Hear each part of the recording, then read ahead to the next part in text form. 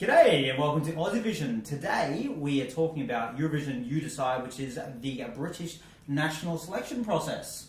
Yeah, we had the 6 artists and their 3 songs announced last night Australian time. Their format being the 3 songs, we'll have the duels between the artists coming down to the final. What do you think of their format? Oh yeah, look, it's interesting, it's different. I think the duel will work well because the songs certainly sounded very different. However, you are limiting yourself to 3 songs, so one of them's got to be an absolute banger. Did you think they got there? Not sure if we got an absolute banger, but there's a couple with potential, I think, in the selection. Well, maybe we'll go through them really quickly here. Now look, it started off with Bigger Than Us by Michael Rice. Yep. What were your kind of overall impressions of that one? Don't mind this one, to be honest. It's probably one of the safer Eurovision type of songs and type productions that they produced last night. Definitely builds to a crescendo. I can see this being a very familiar sound for people. Could do well with the vote.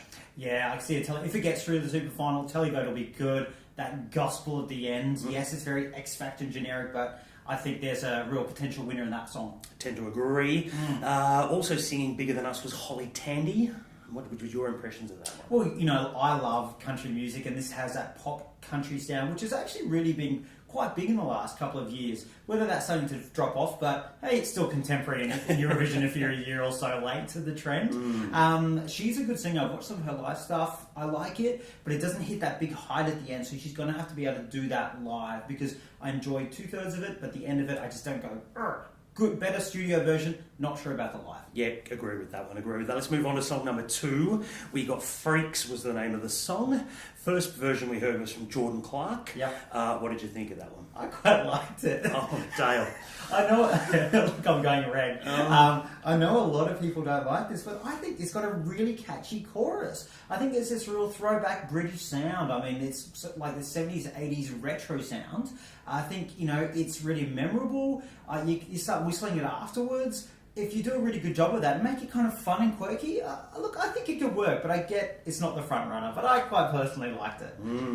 Yeah, not sure if I'm on the same bandwagon as you on that one, Dale. Look, there is a familiarity with that sound. It is very British, particularly with that anthemic chorus. Yeah. But having said that, I've heard that 1,000 times. I don't think I need to hear it again. Okay, all right, fair enough. Well, let's see how that's live. What did you think of Maid's version of it?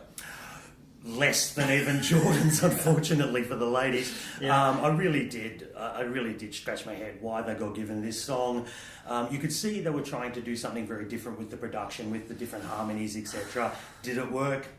Probably not for me. No, I feel sorry for them because that song did not suit them whatsoever. They're all musical theatre backgrounds. Yeah. That didn't suit them. And also, it's football, not soccer. Why isn't a British song doing that? That's insane to us. They really got on your goat, didn't It they? really, like, it makes no sense. Anyway, next song. Next song was Sweet Lies. The first version we heard was from Kerrie-Anne. Ooh, we had a, 80s and 90s house banger. What did we think? Oh, well, look, this has gone right to the top of the fan favourites, and I can see why. It's the most upbeat, it's fun, you're going to enjoy it in the stadium. It's really going to come down to that live performance. Could we have another Asanda and a Legends situation? We got the banger that comes out and doesn't quite fire on the night, but she's a really good vocalist, and if anyone could do it, she can. I've watched some of her live stuff, and she seems really good. Seems to have got the attention of most people, I would agree with that. It is that upbeat banger. I think a lot of people really, really wanted that. Having said that, it is a bit of a throwback and a bit of a retro sound with that sort of 90s house kind of sound. Yeah. Don't know. Retro/dated, this is the issue. It's a fine line. It's a very fine line. Very fine line. There was a second version of that, and that came from Anissa. Very different. What did we think of that one? Pleasant. That's probably the worst thing you could ever say. It was, but like, I mean, it wasn't her fault. She's a great vocal. It's a different kind of arrangement. I just don't think it's not a Eurovision version. But I can see where they were going with it.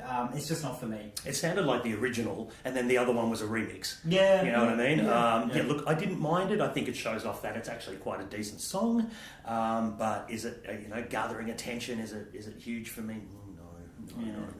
Well, look, as usual, it's always going to come down to the live shows. I think there's a couple of front runners there, but nothing stands out right now. But we're looking forward to seeing that, which is going to be on the morning of Australia Decides. Yes. So 8th of February in UK, 9th of February for us. We're going to talk about these songs and everything else that's happening in Eurovision on our podcast, as always. Yes. You're coming out towards the end of the week. Keep an eye on your podcast providers. Listen and subscribe. Thanks for joining us, guys. Thanks a lot. See you later. Bye.